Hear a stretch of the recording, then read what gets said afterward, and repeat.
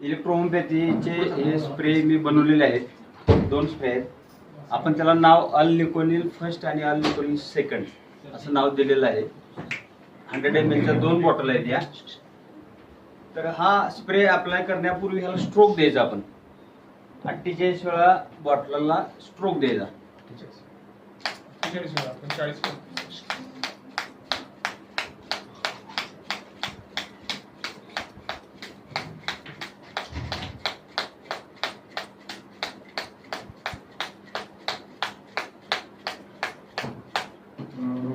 Stroke द्यायचा.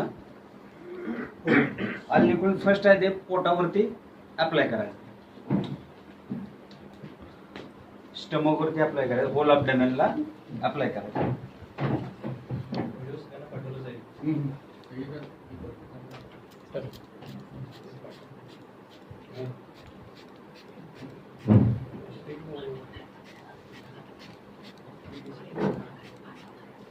ठीक आहे. फक्त दवबिंदू कसे पानावरती दिसतात त्या पद्धतीने दिसलं पाहिजे, बस एवढंच मारायचं. जास्त असं खाली नाही आलं तरी चालतं. एक 5-10 मिनिटांमध्ये सुकून जाते, ह्याचं काम संपलं. ह्याला चोळायची गरज नाही, काय नाही. अल्निकोनिल सेकंड 48 वेळा स्ट्रोक द्यायचा.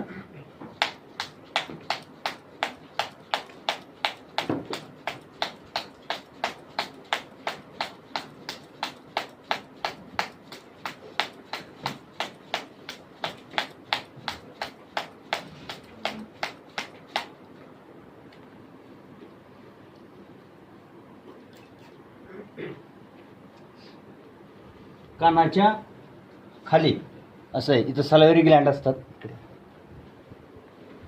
सलायरी ग्लँडवर हे काम करते.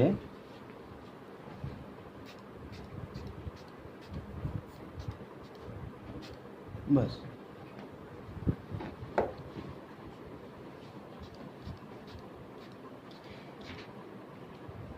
सुकू द्यायचं. असं स्प्रे मारलेला सुकीपर्यंत पेशंटला अशा पोझिशनमध्ये ठेवायचं. 10 ते 15 मिनिटांमध्ये सुकते ते.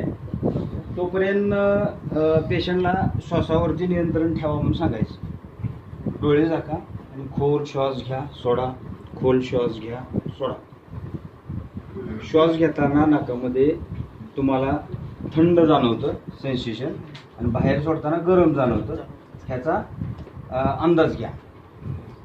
एक 15 मिनिटं अशा पद्धतीनं झोपून राहू द्यायचं पेशंट. पेशंटला असं झोपून ठेवल्यानंतर 15-20 मिनिटांमध्ये पेशंट झोपी जातो, एकदम रिलॅक्स होतो.